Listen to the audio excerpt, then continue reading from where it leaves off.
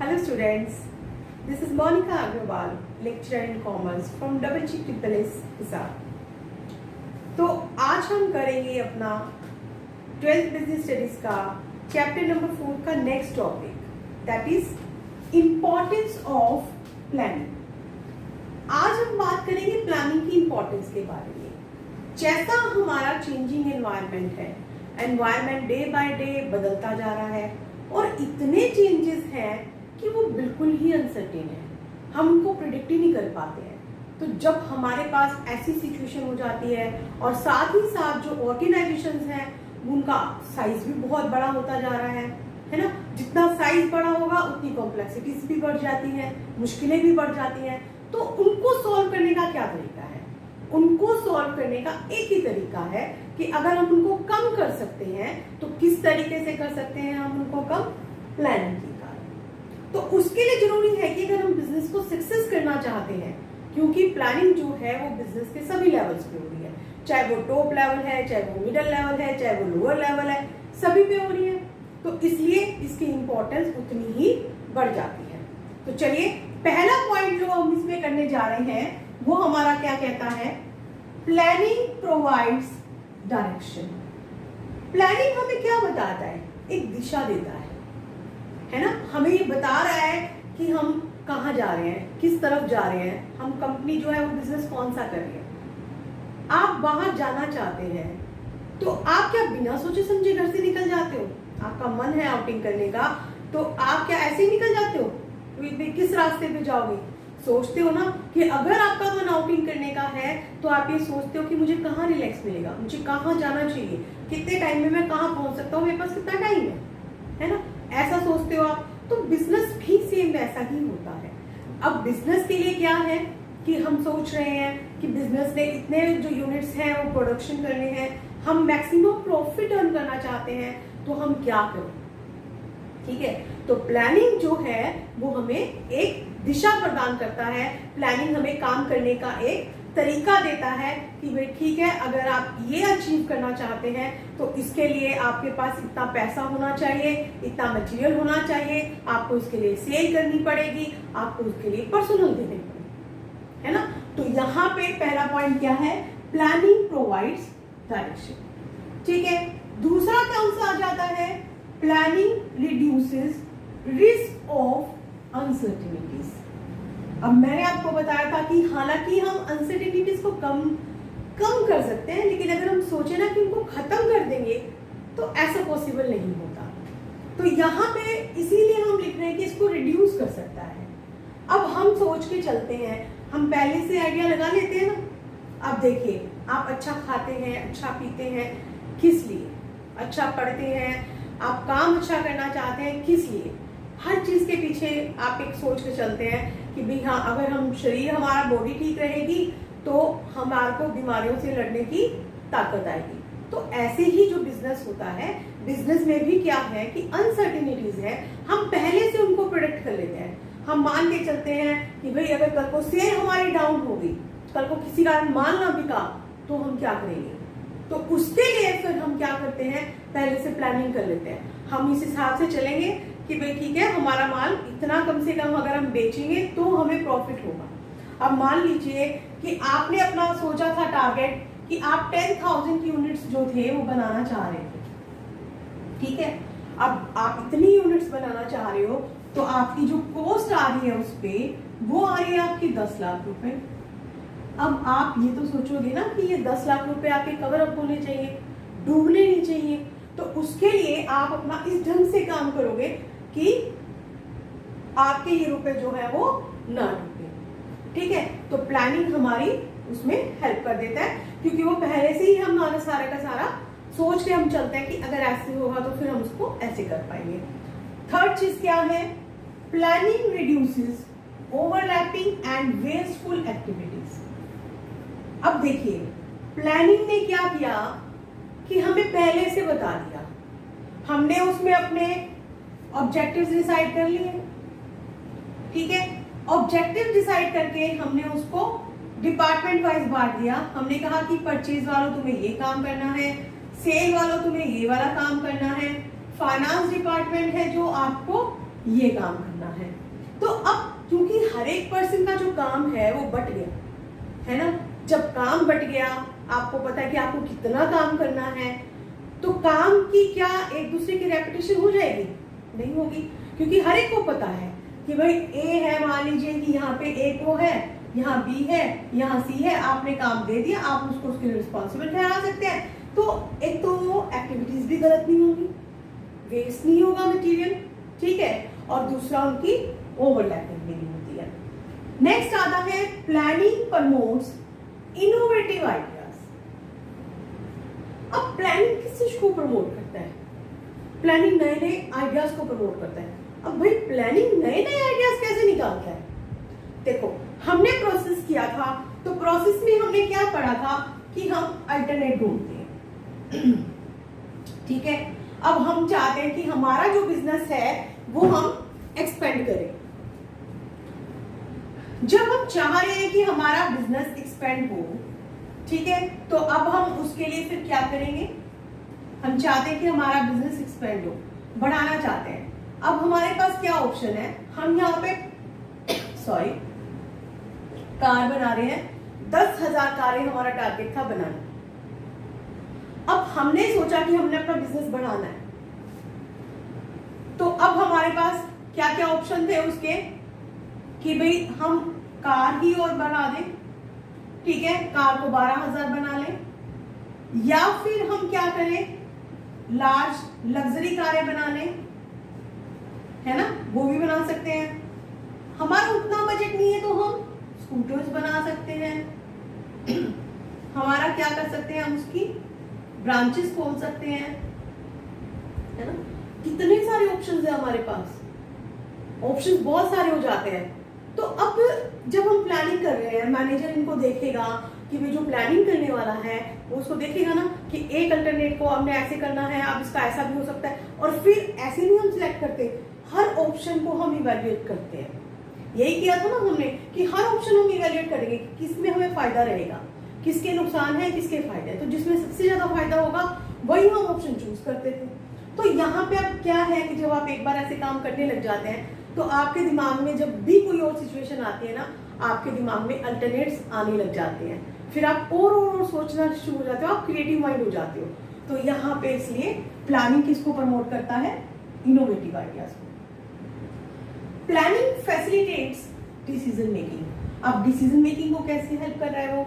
जैसे अभी कि यहाँ पे हमारे अल्टरनेट्स थे, इन अल्टरनेट्स में से कौन सा बेटर अल्टरनेट है, हमें एक को चूज करके और फिर हम आगे उसके लिए प्लानिंग पे चले हैं, है ना। तो जो हमने एक चूज किया वो हमारी क्या बन गई? डिसीजन मेकिंग बन गई। तो ये किसको प्रमोट कर रहा है? डिसीजन मेकिंग को। And the last point is planning establishes standard for controlling. ये कंट्रोलिंग के भी स्टैंडर्ड फिक्स करता है। कैसे? जब आप प्लानिंग कर रहे हैं, आपने 10,000 यूनिट्स का सोचा कि आप 10,000 यूनिट्स बनाओगे, तो उस वक्त आपने ये भी तो सोचा होगा ना, आपने उसकी बात ऑर्गेनाइजिंग करी, ठीक है। ऑर्गेनाइजिंग में आपने क्या किया? काम को डिवाइड कर दिया, यहाँ पे आपने डिवीजन ऑफ वर्क कर दिया। अब डिवीजन ऑफ जब वर्क आपने किया, आपने डिपार्टमेंट्स बनाए, आप उसमें पर्सनल सोचोगे, भर्तियां करोगे। अब वो पर्सनल आप इस बेस पे रखोगे कि मान लो कि अगर एक पर्सन ए है, वो कितनी यूनिट्स बना सकता है। फॉर एग्जाम्पल वो कहता है कि 10 यूनिट्स वो बना सकता है। तो अगर एक आदमी 10 यूनिट बनाएगा तो 10,000 यूनिट बनाने के लिए हमें कम से कम कितने लोग चाहिए? हमें कम से कम 1000 लोग चाहिए। तो हम 1000 लोगों को रख लेते हैं। तो कहाँ से डिसाइड हुआ ये चीज? स्टैंडर्ड किसने फिक्स किए? प्लानिंग ने, क्योंकि हम वही प्लानिंग कर रहे थे। अब फिर वो कंट्रोलिंग के लिए क्या हो गया? जब हमने स्टैंडर्ड फिक्स कर लिया कि हम मान के चल रहे हैं कि एक आदमी 10 यूनिट बना सकता है, ठीक है, तो हम क्या करेंगे? अब हो सकता है कि वो एक्चुअल में कम बना ले, जरूरी थोड़े ना इतना बनाएगा। तो अगर उसने 9 यूनिट बनाए, अब 1 यूनिट उसने कम बनाई है, तो ये हमारा क्या चीज हो गई? हमारा रिड्यूस हो गया, है ना। तो हम कहते हैं कि यहाँ पे हमारे डिवाइशंस आ गए, कहाँ कमी रह गई, अब हमें उनको चेकआउट करना पड़ता है, ठीक है। तो इस तरीके से प्लानिंग क्या है? Planning establishes standard for controlling also। तो देखा आपने कि कैसे एक बिजनेस को चलाने के लिए जो प्लानिंग है वो कितना हेल्पफुल है। ठीक है, चलिए तो अब हमारा नेक्स्ट टॉपिक जो है वो आता है लिमिटेशंस ऑफ प्लानिंग। क्योंकि देखिए कोई भी जो चीज होती है वो 100% परफेक्ट कभी भी नहीं होती। हम खुद को कहें क्या हम 100% परफेक्ट हैं, हमें हर कुछ सही है, ऐसा नहीं होता। हर चीज में कुछ ना कुछ कमियां जरूर होती है ना। तो इसीलिए यहाँ पे जो हम डिस्कस करने जा रहे हैं, आज हम क्या डिस्कस करने जा रहे हैं, अब इसका लिमिटेशंस ऑफ प्लानिंग। तो सबसे फर्स्ट लिमिटेशन हमारी क्या है, प्लानिंग क्रिएट्स रिजिडिटी। अब यहाँ पे इसका क्या मतलब बनता है, इसका मतलब है कि एक किस्म से इनफ्लेक्सिबल, एक तो होता है फ्लेक्सिबल, फ्लेक्सिबल जिसमें आप जब चाहो चेंज कर सकते हो, एक होता है इनफ्लेक्सिबल। तो यहाँ पे जो प्लानिंग है वो रिजिडिटी क्रिएट कर देती है, आप इसमें जल्दी से चेंजेस नहीं कर सकते। क्यों? उसके दो रीजंस होते हैं। यहाँ पे दो टाइप की हमारी फोर्सेस होती हैं, एक होती है इंटरनल और एक होते हैं हमारे एक्सटर्नल फोर्सेस। अब इंटरनल फोर्सेस हमारी क्या चीज हो जाती है, अब जैसे कंपनी के मान लीजिए कि ऑब्जेक्टिव्स वगैरह हैं, पॉलिसीज है ना, ये हमारे क्या है, इंटरनल फोर्सेस है। अब कंपनी का हमने एक ऑब्जेक्ट डिसाइड कर दिया, अभी हमने पीछे किया था क्या कि 10,000 यूनिट्स एक कंपनी बना रही है। अब आपको 1 साल बाद लगता है या 4 महीने बाद आपको लगने लगा कि नहीं 10,000 यूनिट्स तो बहुत ज्यादा है। तो क्या उसके अकॉर्डिंग आपने पूरा बिजनेस सेटअप किया हुआ है, क्या ये चेंज करना आसान है कि उन 10,000 को कम कर लिया जाए? क्या ये चेंज करना भी आसान है कि उसको हम 10,000 को बढ़ा के कि मार्केट में डिमांड ज्यादा है तो हम उसको 12,000 यूनिट कर दें? नहीं, एकदम से इतना पॉसिबल नहीं होता। छोटे छोटे जो चेंज होते हैं वो आप कर सकते हो, लेकिन बहुत बड़े वाला जो चेंज करना होता है ना, वो इतनी जल्दी पॉसिबल नहीं होता। अब एक्सटर्नल क्या है यहाँ पे फोर्सेस, यहाँ पे जैसे कि गवर्नमेंट पॉलिसीज है। अब गवर्नमेंट ने कोई पॉलिसीज बना दी है, अब आपको क्या पता कि गवर्नमेंट क्या पॉलिसी बनाने वाली है ना, आपका उस पर कंट्रोल है नहीं है। फ्लड आ जाती है बाय चांस, क्या फ्लड का पहले से डिसाइड है? अर्थक्वेक आ गया, क्या आप इसको डिसाइड कर सकते हैं कि कितना बड़ा अर्थक्वेक आएगा, आप उसका नुकसान होने से बचा लो, नहीं बचा लो, कुछ नहीं कह सकते, नहीं बचा सकते ना। अब जैसे कि देखिए कोरोना का टाइम चल रहा है, तो कोरोना आ गया, क्या हमें पता था पहले से कि इतनी बड़ी हमारे ऊपर प्रॉब्लम आने वाली है? नहीं पता था। ये चीजें हमारे कंट्रोल में नहीं है, हम इनको नहीं चेंज कर सकते। तो अब एकदम से ये चीजें आ जाती हैं और तो हम एकदम से चेंज करें उनको, तो इट्स नॉट पॉसिबल। तो यहाँ पे सबसे बड़ी समस्या हमारी इसकी क्या है, प्लानिंग क्रिएट्स रिजिडिटी, ये एक किस्म से इनफ्लेक्सिबल हो जाती है। दूसरा फिर क्या आ जाता है, planning does not work in a dynamic environment. अब एनवायरनमेंट तो चेंज होता रहता है ना, एनवायरनमेंट तो बदलता रहता है, आज कुछ है कल कुछ और है, आज किसी चीज की डिमांड है कल किसी और चीज की डिमांड हो जाएगी, है ना। अब उसमें फिर आप क्या करोगे, उसमें आपको क्या करना पड़ेगा। अब मान लीजिए कि आपको ऐसा लग रहा था कि जो गवर्नमेंट है अब वो बहुत ज्यादा का ज्यादा एक्सपोर्ट खोलने वाली, ठीक है। अब आपको लग रहा है कि भाई एक्सपोर्ट खोलेगी, हमें बहुत फायदा होने वाला है। आपने क्या किया, अपना बिजनेस सेटअप कर लिया। अब लेकिन जब बिजनेस सेटअप हो गया, हम सोच रहे थे कि गवर्नमेंट ऐसा करेगी, लेकिन नहीं। अब क्या हुआ, कोरोना आ गया, एक्सपोर्ट जो चल रहा था गवर्नमेंट ने वो भी बंद कर दिया। तो फिर अब उसमें क्या हुआ, आपने तो अपना नया बिजनेस सेटअप किया था ना, अब वो तो आपका बंद हो गया, आपको तो बहुत सारा नुकसान करना हो गया। तो सारी की सारी, अब आप वहां पे क्या आपकी प्लानिंग ने वर्क किया? क्या आपने पहले ऐसा सोचा था अपना बिजनेस सेटअप करते हुए कि अगर हमारे साथ ऐसा हो गया तो हम क्या करेंगे? नहीं सोचा था, कोई भी नहीं सोच सकता उस चीज को, तो है ना। तो यहाँ पे क्या है कि planning does not work in a dynamic environment. की जो प्लानिंग है आप माइनर से चेंजेस कर सकते हो, छोटे मोटे चेंजेस कर सकते हो, लेकिन एकदम से चेंजेस करना नॉट पॉसिबल।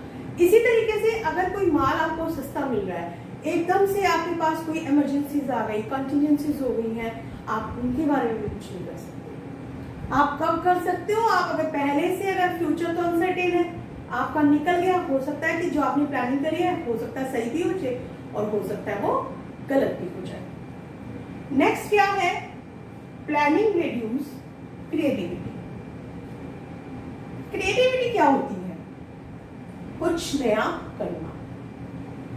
अब ये कम कैसे कर देता है नया करने से?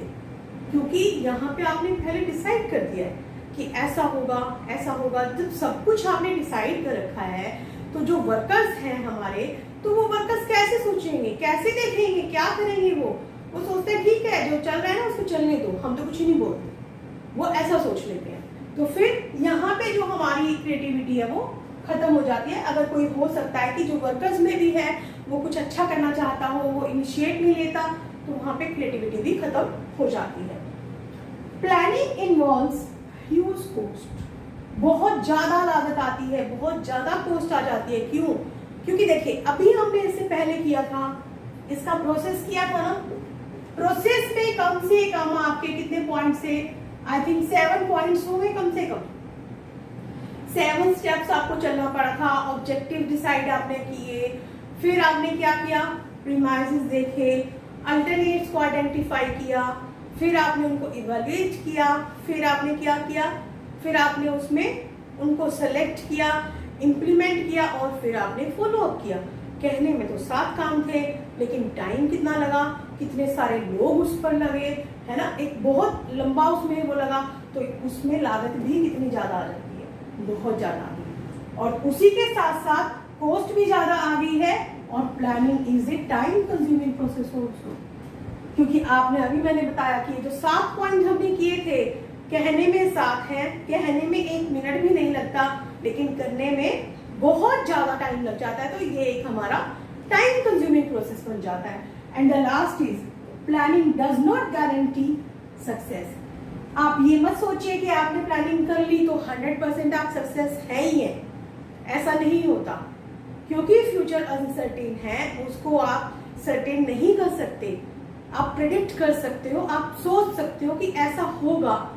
अगर आपकी प्रेडिक्शन सही हो गई तो आप सक्सेस हो गए, लेकिन अगर आपकी प्रेडिक्शन सक्सेस नहीं हुई तो फिर आप सक्सेस नहीं हुए। तो यहाँ पे प्लानिंग का मतलब ये नहीं है कि 100% गारंटी है, हाँ, लेकिन फिर भी काम को सोच समझ के हमें करना पड़ता है।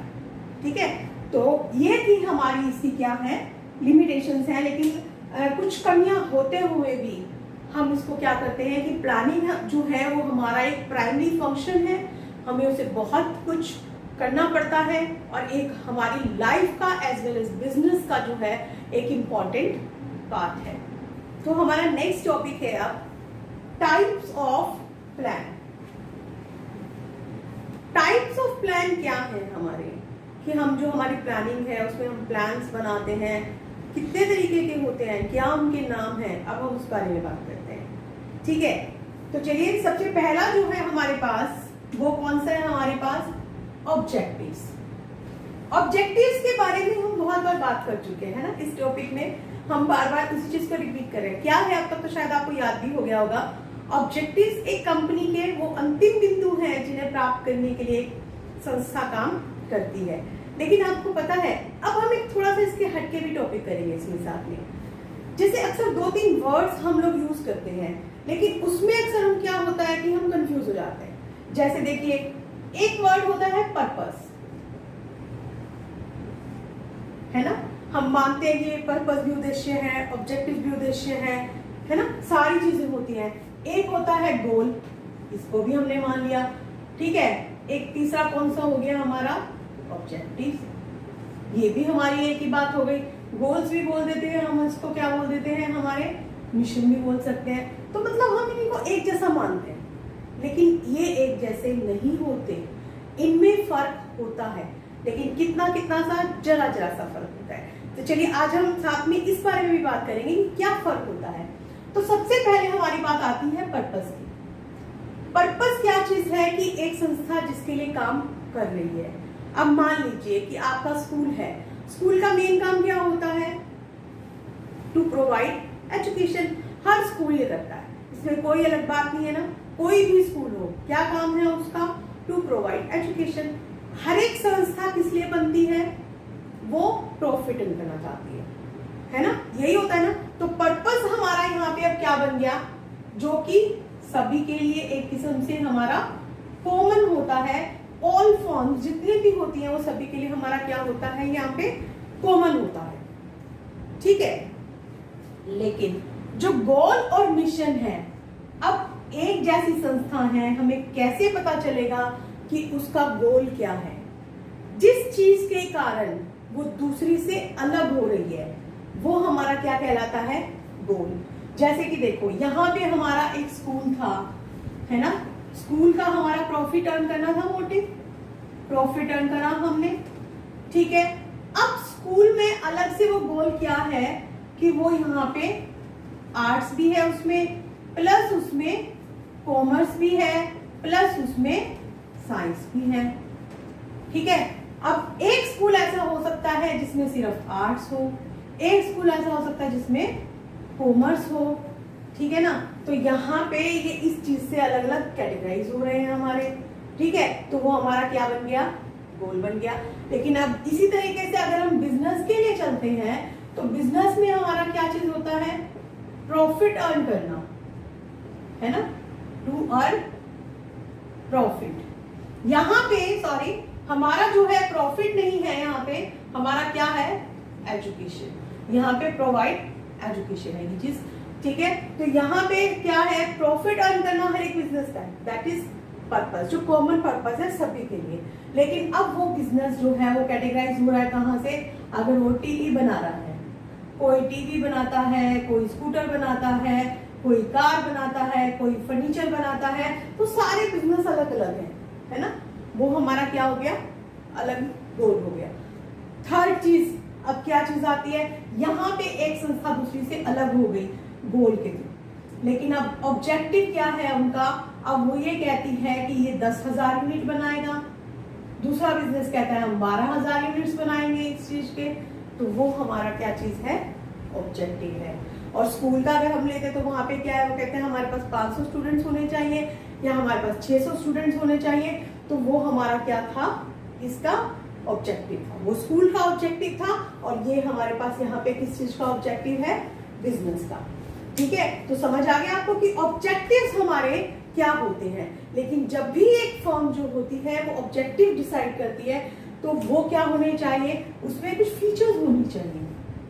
सबसे पहले क्या है, इट शुड बी क्लियर। सबसे पहली बात, वो जो ऑब्जेक्टिव्स आप लोगों ने डिसाइड किए हैं वो हमारे क्या है, वो क्लियर होने चाहिए, हर एक को समझ में आने चाहिए, ठीक है ना। और उसमें क्या है, वो अचीवेबल भी होने चाहिए कि आप उनको प्राप्त कर सके। ऐसे हाई फाई आप ऑब्जेक्टिव्स ना रख लें कि जिनको आप अचीव ही नहीं कर पा रहे हो, तो वो भी गलत बात है ना। तो बिजनेस अच्छे से नहीं चल पाएगा। तो सबसे पहला काम अब हमारा क्या हो गया है, ऑब्जेक्टिव्स को डिसाइड करना। तो सेकंड हमारा आता है स्ट्रेटेजी। अब स्ट्रेटेजी हमारी क्या चीज है, स्ट्रेटेजी हमारी होती है जो हमारे कॉम्पिटिटर्स होते हैं, है ना। देखिए जो हमारे कॉम्पिटिटर्स हैं हम उनको ध्यान में रख के बनाते हैं ये। अब हम ये सोचते हैं कि अगर हमारे कॉम्पिटिटर ये कर रहे हैं तो अब हमें किस तरीके से मूव ऑन करना है। अब देखिए कोई भी कंपनी है वो ये कहती है कि मान लो कि आप फ्रिज ले जाओ, ठीक है। अगर आप फ्रिज लेके जा रहे हो, है ना, और या वो ये कहते हैं कि अगर आपका कम से कम जो फ्रिज का प्राइस है अगर वो 50,000 रुपए का होगा तो उसके साथ आपको 1,000 का गिफ्ट वाउचर मिलेगा, ठीक है। अब दूसरी जो कंपनी है वो ये सोचेगी ना कि भाई अगर एक कंपनी मेरे को 1,000 रुपए का गिफ्ट वाउचर दे रही है तो लोग उनका प्रेफर करेंगे। तो दूसरी कंपनी को भी ध्यान में रख के क्या बनाना पड़ेगा कि वो भी कुछ ना कुछ उसमें गिफ्ट वगैरह दे, उनको साथ में ध्यान में रखे। और इसके लिए वो क्या करते हैं, एनवायरमेंट का जो है ना वो क्या करते हैं, स्वॉट एनालिसिस करते हैं। स्वॉट की फुल फॉर्म जानते हो क्या होती है, स्वॉट का मतलब होता है strength, weakness, opportunities and threats. देखिए कोई भी बिजनेस होगा उसकी कुछ ताकत होती है, अपने आप में वो स्ट्रोंग होता है, कुछ ना कुछ हर एक में बेस्ट होता है। हम भी हैं तो हमारे अंदर भी कुछ लोगों से हटके हमारे अंदर कुछ बेस्ट होगा, कुछ हमारी ताकत होती है, वीकनेस, कुछ हमारी कमजोरियां भी होती हैं। जैसे हम किन्हीं चीजों से डरते हैं कि भाई नहीं हम ये नहीं कर पाएंगे, हमें ऐसा डर लगता है, तो बिजनेस की भी कहीं ना कहीं कोई कमजोरी हो सकती है। अपॉर्चुनिटीज, हमारे सामने बहुत सारी अपॉर्चुनिटीज आती है, बिजनेस के सामने भी अपॉर्चुनिटीज आ सकती हैं, है ना। कि कई बार एक बार आपने अगर माल आप देखते जा रहे हैं कि कब आपको माल सस्ता मिल सकता है, किसी टाइम आपको ऐसा हो सकता है कि आपने प्लानिंग कर रखी है और वो सक्सेस हो गई, तो आपको अपॉर्चुनिटी अवेल कर सकते हैं। लेकिन कुछ आपके लिए डर की बातें भी होती हैं जिन्हें आप थ्रेट्स कहते हैं। तो इन सारी चीजों को देखते हुए आपको क्या बनानी पड़ती है, स्ट्रेटेजी। लेकिन यहाँ पे जो बात आती है ना, जो स्ट्रेटेजी होती है फिर वो आपकी दो टाइप की होती है। कौन कौन से हैं वो दो टाइप? एक होता है हमारे पास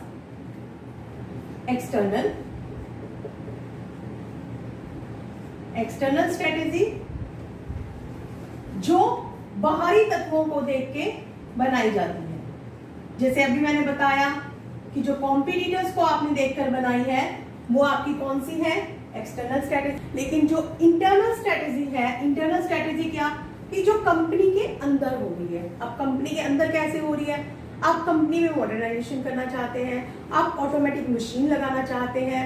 अब आप ऑटोमेटिक मशीन लगाओगे तो जो काम हाथ से होता था, जो 10 लोग काम करते थे, हो सकता है मशीन के कारण एक करे, है ना।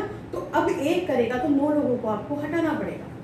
तो अब वो 9 लोगों को जब आप हटाओगे तो वो विरोध करेंगे इस चीज का कि भाई हमें क्यों हटाया जा रहा है। तो हमें उसके बारे में पहले से स्ट्रेटेजी बनानी पड़ेगी कि अगर वो विरोध करते हैं तो हमें उनको क्या कहना है, हमें उन्हें कैसे तसल्ली देनी है। तो वो हमारी क्या हो जाती है, इंटरनल स्ट्रेटेजी। तो समझ आ गया आप लोगों को कि स्ट्रेटेजी हमारी क्या चीज है। तो थर्ड पॉइंट है स्टूडेंट्स हमारा क्या, पॉलिसीज। अब पॉलिसीज क्या चीज है, पॉलिसीज एक हमारी, हम ये कह सकते हैं गाइडलाइंस है ना। हम इनको एक गाइडलाइंस कह सकते हैं जो हमारे एम्प्लॉइज हैं, जो हमारे मैनेजर्स हैं, उनको आगे मार्गदर्शन करती हैं, उनको बताती हैं कि कैसे है। अब जब हमने ऑब्जेक्टिव्स किया, ऑब्जेक्टिव्स में हम क्या करते हैं, what is to be achieved, कि हमें क्या लेना है, क्या प्राप्त हमने करना है ना, अचीव। लेकिन ये हमें किसने बताया, ऑब्जेक्टिव्स ने। लेकिन पॉलिसीज क्या हमें बता रही है, how is to be achieve, कि ये अचीव किया कैसे जाएगा, उसका रास्ता बताती है। अब जैसे कि आपने अपना काम डिसाइड तो कर लिया, लेकिन वो पूरा कैसे होगा, वो कौन हमें बता रहा है, वो हमें बता रही है पॉलिसीज, हमें बताती है वो चीज। अब जो पॉलिसीज हैं, जैसे फॉर एग्जाम्पल कि हम माल जो है वो हम कैसे करेंगे, हम कहते हैं कि कई बार शॉप्स पे लिखा होता है ना कि सिर्फ only dealings in cash, only cash payments, ऐसा कुछ लिखा होता है। तो वहां पे क्या है, उनकी ये नीति है कि सिर्फ हम माल किस में बेचेंगे, नकद में बेचेंगे। कई जगह ऐसा होता है कि वो क्रेडिट में भी देते हैं, उधार में भी देते हैं, लेकिन वो उधार ज्यादा दिन की नहीं देते। वो कहते हैं सिर्फ 9 डेज में आपको ये पेमेंट करना होगा, अदरवाइज हम आपके ऊपर इंटरेस्ट लगाएंगे। तो ये भी हमारी क्या है, एक नीति है उस काम को पूरा करने की। समझ आ गया आपको भी। ऑब्जेक्टिव्स जो है वो हमारा क्या था, एक मिशन था, एक किस्म से हम मिशन बोल सकते हैं उसको, कि what is to be achieve, हमने क्या अचीव करना है। लेकिन उसे अचीव कैसे करना है वो हमारा क्या डिसाइड करती है, पॉलिसीज। एक चीज का डिफरेंस और भी है, ऑब्जेक्टिव्स जो होते हैं वो टॉप लेवल पे बनाए जाते हैं, है ना, लेकिन जो पॉलिसीज है वो आपकी ऑल लेवल्स पे बनाई जाती है, तीनों लेवल्स पे मैनेजमेंट के उनको पॉलिसीज ये बनानी पड़ती है। ऑब्जेक्टिव डिसाइड करने जरूरी होते हैं, लेकिन पॉलिसीज डिसाइड करना जरूरी नहीं होता। इतना कंपल्शन नहीं है, वो आपकी हेल्प के लिए है, गाइडलाइंस है एम्प्लॉइज के लिए, तो वो चाहे तो बना भी सकते हैं और ना चाहे तो नहीं भी बना सकते। तो नेक्स्ट अब हमारा जो आता है वो हमारा क्या है, प्रोसीजर्स। अब प्रोसीजर क्या है, प्रोसीजर हम एक किस्म से ये कह सकते हैं, ये हमारा एक सीक्वेंस ऑफ एक्टिविटीज है, ठीक है। अब सीक्वेंस ऑफ एक्टिविटीज कैसे है, ये कि कोई भी काम पूरा जब हम करते हैं तो उस काम को पूरा करने के लिए बहुत सारी एक्टिविटीज करनी पड़ती है ना, क्रियाएं, बहुत सारे काम करने पड़ते हैं पूरा बड़ा काम करने के लिए। तो उनका क्या सीक्वेंस रहेगा, वो चीज हमारी क्या होती है, प्रोसीजर होती है। फॉर एग्जाम्पल अब देखिए कि कंपनी ने एक रूल बना रखा था कि अगर कोई उधार माल ले जाता है तो उसे इतने दिन में पैसा देना है, और अगर वो नहीं देता वो पैसा तो उसके लिए हम क्या करेंगे। कंपनी उसे सबसे पहला काम क्या करती है, कॉरेस्पॉन्डेंस करती है उसके साथ। कॉरेस्पॉन्डेंस में क्या होता है कि उसे लेटर वगैरह लिखना पड़ता है, ठीक है, लेटर लिख देती है। अब उसने लेटर का जवाब दिया तो ठीक, नहीं दिया तो फिर उस पर आगे एक्शन उठाना पड़ेगा। अब आगे फिर हम उसे क्या करेंगे, हम उसे टेलीफोनिकली बात करेंगे, हम उसको टेलीफोन कर लेंगे, ठीक है। अब वो टेलीफोन पे भी हमें कुछ अच्छे से नहीं रिप्लाई कर रहा, फिर हम उसके पास क्या जाएंगे, हम उसके पास जाके पर्सनली मिलेंगे कि भाई तुम हमारे पैसे दे दो, हमने तुम्हें उधार माल दिया था, लेकिन वो फिर भी नहीं देता पैसे। अब हम उस पर क्या करेंगे, अब हम उस पर कोई ना कोई लीगल एक्शन उठा लेंगे। तो ये सारा का सारा, अब हम ये तो नहीं कर सकते ना कि पहले जाके हम पर्सनली मिले, फिर हम उसको लेटर भेजेंगे, फिर हम टेलीफोन में बात करेंगे, कोई सीक्वेंस नहीं बनता। तो बनता क्या है कि कोई एक के बाद एक आपने काम करना है। अब नीतियों में आपने क्या डिसाइड कर लिया था, उधार माल देना था, लेकिन उस उधार माल से रिकवरी कैसे करनी थी उसका, वो हमने किस में डिसाइड किया, हमने प्रोसीजर में डिसाइड किया कि पहले हम उसको लेटर लिखेंगे, वो नहीं मानता, फिर हम उसको टेलीफोन करेंगे, फिर भी वो नहीं मानता तो हम उसको क्या करेंगे, पर्सनली उससे जाके मिलेंगे। अगर वो व्यक्तिगत तौर पे मिलने पर भी नहीं मानता, फिर हम उस पर क्या करेंगे, उस पर हम लीगल एक्शन उठाएंगे, ठीक है। तो नेक्स्ट अब हमारा क्या चीज आ जाती है, नेक्स्ट हमारा आता है मेथड्स। मेथड्स क्या चीज है, प्रोसीजर में हमने करा कि सीक्वेंस ऑफ एक्टिविटीज है ना, बहुत सारी एक्टिविटीज थी अब हमारी। अब उन हर एक एक्टिविटीज को पूरा कैसे करना है उसका तरीका हमारा किस में बताया जाता है, मेथड्स में बताया जाता है कि एक एक काम जो हमने करना है वो किस में हमें क्या बताना है, वो अब हमें मेथड्स बता रहे हैं। और फिर इसी में आगे नेक्स्ट आता है हमारा रूल्स। अब रूल्स क्या बताते हैं, रूल्स हमें बताते हैं what is to be done